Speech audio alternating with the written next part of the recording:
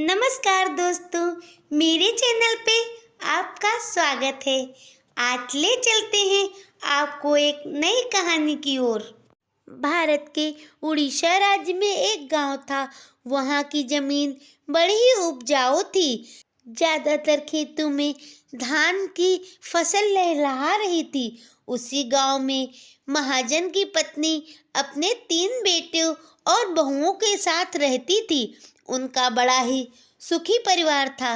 सब आपस में मिलजुल कर रहते थे। महाजन ने मेहनत के दम पर बहुत सारी जमीन जंगल इकट्ठे कर रखे थे। जमीन की उपज और जंगल की लकड़ी बेचकर उन्होंने ढेर सारे पशु भी खरीद रखे थे। उनका एक बहुत सुंदर बड़ा सा घर भी था। महाजन के 3 बेटों में सबसे छोटा बेटा विभू पिता की तरह खेती बाड़ी करने का शौकीन था।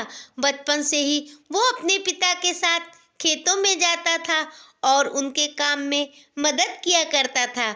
उसके दोनों बड़े भाई खेती बाड़ी में कोई रुचि नहीं रखते थे।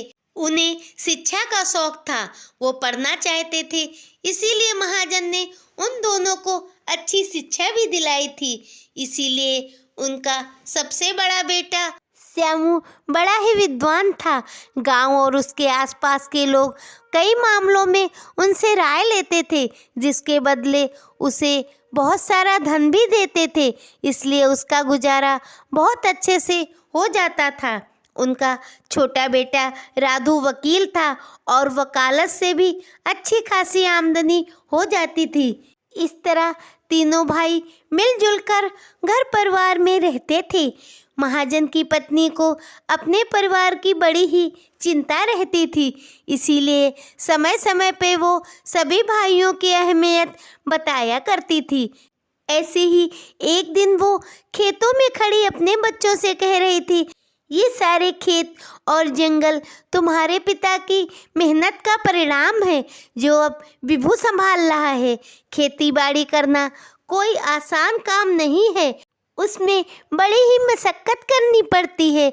सुबह शाम तक खेतों में रहना, मजदूरों को संभालना, उपज को इकट्ठा करना, उनके लिए सही खरीदार ढूंढना, ये सब बहुत ही कठिन काम है।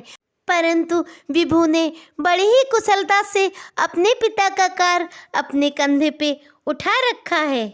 तुम्हारे पिता ने तुम दोनों की इच्छाओं की भी बड़ी कदर की थी, इसीलिए पढ़ने भेज दिया था आपने आखिरी समय पे। इसीलिए उन्हें कोई दुख या कलेश नहीं था। उनकी अंतिम इच्छा यही थी कि तुम सभी जमीन जायदाद का बंटवारा कभी ना करो, इस विशाल घर में मिलजुल कर एक साथ रहो। इस पर तीनों भाइयों ने कहा, माँ आप परेशान मत हो, हम पिता की इच्छा के विरुद्ध कभी नहीं जाएंगे। परंतु विभू की पत्नी मन ही मन बड़ी दुखी रहती थी। उसे लगता था उसके पति का काम तो बड़ी ही मेहनत मशक्कत का है। सुबह से शाम तक वो खेतों में जुटा रहता है। उसके मुकाबले उसके दोनों भाई कुछ ही समय में अपना काम निपटा कर आ जाते हैं और उसके बाद घर में आराम से अपने पत्नी और बच्चों के साथ समय बिताते हैं। कभी कभी उसे मन में लगता कि ये तो बड़ा ही अन्याय है। उसके पति मेहनत करें और दोनों भाई आराम पूर्वक जीवन व्यतीत करें। एक दिन विभू की पत्नी के मायके से चिट्ठी आई और उसने विभू से कहा, देखो हमारे भाई ने अपने घर छुट्टियां बिताने के लिए न्योता दिया है। कुछ दिन पहले ही उन्होंने अपना नया घर बनवाया है, इसीलिए गृह प्रवेश करना चाहते हैं। इसीलिए उन्होंने हमें भी बुलाया है। इस पर विभू ने थकी हुई आवाज में कहा, आजकल तो खेतों में बड़ा ही काम है, मुझे भला कहाँ फुर्सत है, तुम अकेली ही चली जाओ। इस पर उसकी पत्नी तुनक गई और बोली, हम कहीं भी आ जा नहीं पाते हैं, आखिर ऐसा कब तक चलेगा? क्या हमारी अपनी निजी जिंदगी कुछ भी नहीं है? विभू ने कहा, मैं तुम्हें मना थोड़ी ना कर रहा हूँ, तुम और बच्चे चले जाओ, पर मैं अभी नहीं जा सकता हूँ। पत्नी चिढ़कर बोली, ऐसी भी भला क्या जिंदगी है जो अपना मन का कुछ ना कर सको। तुमने ही क्या सारे काम का ठेका ले लिया है। तुम्हारे भाई तो आराम से घर में पड़े रहते हैं, जब चाहे वहाँ घूम आते हैं। अपनी पत्नी और बच्चों का बड़ा ही ख्याल रखते हैं, जहाँ मन होता है छुट्टियाँ बिताते हैं। और एक आप हैं जो हर समय घर के काम धंधे में ही अटके रहते हैं। ऐसा भला कब तक चलेगा? ये तो बड़ा ही अन्याय है। आप काम करें और बाकी सभी आराम से जिएं। आखिर कब तक हम इसी में पिसते रहेंगे? मेरी मानिए तो आप जायदाद का बंटवारा कर लीजिए। जब खेती बाड़ी थोड़ी सी हमारे हिस्से में आएगी तो मेहनत भी कम ही होगी, आपका भी समय बच जाया करेगा। इस तरह हम भी अपनी ज़िंदगी खुशी से व्यतीत कर सकेंगे। अब तो अक्सर ही ये बात विभू के कानों में पड़ने लगी थी। कभी कभी तो विभू को भी यही लगता कि मेरी पत्नी सही ही है। मेरा काम मेरे भाइयों के मुकाबले बहुत ही अहम और कठिन भी है। मेरे दोनों भाई ठाठ से आराम से रहते हैं और मैं जानवरों की तरह पूरे दिन काम धंधे में जुटा रहता हूँ। इसीलिए एक दिन जब सभी बैठे हुए थे तो विभू ने माँ और भाइयों से कहा, मुझे अपने जायदाद का अलग हिस्सा चाहिए। इतना सुनकर माँ को बड़ा ही धक्का लगा। उन्होंने कहा, परंतु तुम्हारे पिता तो चाहते थे कि तुम सब मिलजुल कर एक होकर रहो। परंतु विभू ने सरलता से कहा, माँ, मुझे बहुत अधिक परिश्रम करना पड़ता है। अब मैं भी कुछ दिन आराम से जीना चाहता हूँ। इस पर उसके बड़े भाई श्यामू ने कहा, कोई बात नहीं माँ, अगर वो ये चाहता है तो यही ठीक है। माँ ने कहा, वो बात तो सही है, मैं जायदाद का बंटवारा कर दूंगी। परंतु विभू, एक बात मेरी ध्यान रखना, कोई भी काम छोटा बड़ा नहीं होता है। खेती बाड़ी का काम बहुत ही महत्वपूर्ण और मेहनत का है, परंतु हर काम का अपना अलग महत्व होता है। तुम्हारे दोनों भाई बुद्धि का काम करते हैं और बौद्धिकता का भी अपना अलग महत्व होता है। तुम्हें ये बात बहुत शीघ्र समझ में आ जाएगी कि कोई भी काम छोटा बड़ा नहीं होता है, हर काम का अपना अलग अलग महत्व होता है। उसके कुछ दिन बाद जमीन जायदाद के सभी कागज जिनके आधार पर बंटवारा होना था तैयार किए गए। विभू बड़ा बढ़ चढ़कर सब चीज़ समझ और देख रहा था, जबकि उसके दोनों बड़े भाई चुपचाप खड़े थे। तभी उनकी माँ ने कहा, बच्चों, बंटवारा करना भी नई गृहस्थी बसाने जैसा है। हमारे परिवार की परंपरा रही है, कोई भी नया काम करने से पहले भगवान जगन्नाथ के दर्शन करना अत्यंत आवश्यक है। क्यों ना कल ही हम सभी मिलकर पहले भगवान जी के दर्शन कराएं, उसके बाद आकर बंटवारे का काम संपन्न करें। अगली सुबह वो सभी जगन्नाथ जी के दर्शन के लिए चले गए। अच्छे से जगन्नाथ जी के दर्शन करने के बाद वो वापस अपने गांव की ओर चल दिए। अभी थोड़ी दूर ही चले थे कि माँ बोली, बच्चों, मुझे तो बड़ी भूख लग गई है और हम सब यात्रा करके थक भी गए हैं। यहाँ पास ही ठहरने के लिए मंदिर भी है और खाने पीने की दुकानें भी लगी हैं। हमें यहीं ठहरकर कुछ खा पी लेना चाहिए। माँ की बात से सभी सहमत हो गए, क्योंकि भूख तो उन्हें भी बहुत तेज से लग रही थी। बड़ा बेटा बोला, माँ, पैसे की थैली तो आप ही के पास है, आप पैसे निकाल के दे दीजिए, मैं कुछ खाने पीने को ले आता हूँ। माँ ने काफ़ी ढूंढा मगर उन्हें पैसे की थैली कभी नहीं बोली। वो बोली, लगता है भीड़ भाड़ में मेरे पैसों की थैली कहीं गुम हो गई है। अब क्या किया जाए? पैसे ना होने पर तो हम वापस अपने घर भी नहीं लौट सकेंगे। ऐसा करो, तुम तीनों भाई अपने अपने हिसाब से कुछ काम धंधा कर लो और जो भी पैसे मिलेंगे उनसे हम अपने घर वापस लौट चलेंगे। माँ, बच्चे और बहुएं वही मंदिर में ठहर गए और तीनों भाई काम की तलाश में निकल गए।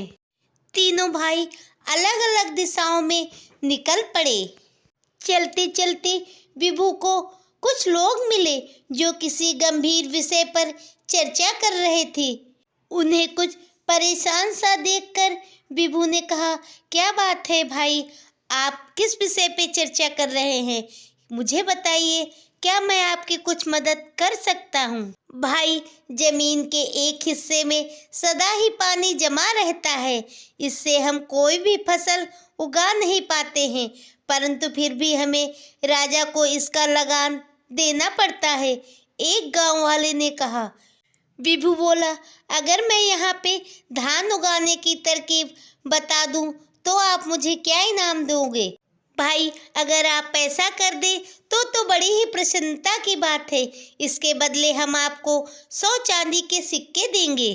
विभू एक निपुण किसान था, इसलिए वो बोला, गोबर और मिट्टी को मिलाकर बड़े बड़े गोले बना लो, उन्हें गीला और नरम रखो, फिर हर गोले में बीज डाल दो और उन्हें सूखने दो। जब वो गोले सूख जाएं तो इन्हें जमीन में डाल दो। गोले जमीन में धंस जाएंगे और बीज भी अंकुरित हो जाएंगे। विभू की बात सुनकर गांव वाले बड़े ही प्रसन्न हुए। उन्होंने चांदी के 100 सिक्के विभू को दिए। विभू वो पैसे लेकर मंदिर में वापस आ गया। इधर राधू चलता जा रहा था, तभी उसकी नजर वृक्ष के नीचे बैठे एक व्यक्ति पर पड़ी, जो देखने सुनने में तो काफी धनी घर का दिख रहा था, मगर वो बहुत ही परेशान भी था। इसीलिए राधू ने उससे कहा, किस बात की चिंता है मित्र, बड़े ही उदास दिख रहे हो, मुझे बताइए, हो सकता है मैं आपके कुछ काम आ सकूं। काश ऐसा संभव होता, उस व्यक्ति ने ठंडी सांस भरी और बोले, सुनिए, हम 4 भाई हैं। मृत्यु से पहले पिताजी ने अपनी सारी संपत्ति हम चारों में बांट दी थी, मगर एक काली बिल्ली थी जिसे बांटना बड़ा ही मुश्किल था, परंतु वो हम सबको ही बड़ी प्रिय थी। इसलिए हमने ये फैसला किया कि बिल्ली हम सबकी साझी रहेगी, लेकिन चारों भाई उसकी एक एक टांग के मालिक होंगे। अच्छा, फिर क्या हुआ? राधू ने पूछा। तो एक दिन बिल्ली छत से नीचे गिर गई और उस बेचारे की टांग टूट गई। वो टांग वही थी जो मेरे हिस्से में आई थी। मैंने बिल्ली की जख्मी टांग पे तेल से भीगी एक पट्टी बांध दी। मेरी बिल्ली को आँच बहुत पसंद थी, इसीलिए वो चूल्हे के पास जाकर सो गई। न जाने कैसे एक चिंगारी उसके तेल सने कपड़े पे पड़ी और उसने आग पकड़ ली। अरे, फिर क्या हुआ? क्या बिल्ली मर गई? राधू ने पूछा। नहीं भाई, उसके पैर में जो कपड़ा बंधा था उसने आग पकड़ ली। इससे बिल्ली डरकर इधर उधर भागने लगी, जिससे आग चारों ओर फैल गई। आसपास के कई घर भी जलकर राख हो गए। पड़ोसियों ने सारा दोष मेरे सर पे मढ़ दिया और मामला पंचायत में चला गया। पंचों ने कहा, जिस टांग की वजह से आग लगी है वह मेरे हिस्से की थी, इसीलिए पूरा नुकसान मुझे ही करना होगा। परंतु मेरे पास इतना धन कहाँ जो मैं सबका हर्जाना दे सकूं। क्योंकि राधू एक वकील था, इसलिए इस समस्या का हल बड़ी सरलता से ढूंढ लिया। उसने कहा, चिंता ना करो मित्र, यदि मैं तुम्हारी समस्या का समाधान कर दूं तो बदले में तुम मुझे क्या दोगे? चांदी के 500 सिक्के, उस आदमी ने कहा। तो जाओ, अपने पड़ोसियों, घर के भाई और बड़े बूढ़ों को जमा करो, मैं तुमसे शीघ्र मिलता हूँ। जब राधू गांव के अंदर पहुंचा तो वट वृक्ष के नीचे अच्छी खासी भीड़ जमा थी। सबकी बात सुनने के बाद राधू बोला, क्या यह सच है कि सारा नुकसान बिल्ली ने किया है? सभी ने कहा, हाँ हाँ, यही बात सही है और इसका कारण जख्मी टांग पर बंधी हुई पट्टी से हुआ। और आप लोग ये भी मानते हैं कि बिल्ली के भागने की वजह से ही आग लगी और घर जल गए थे।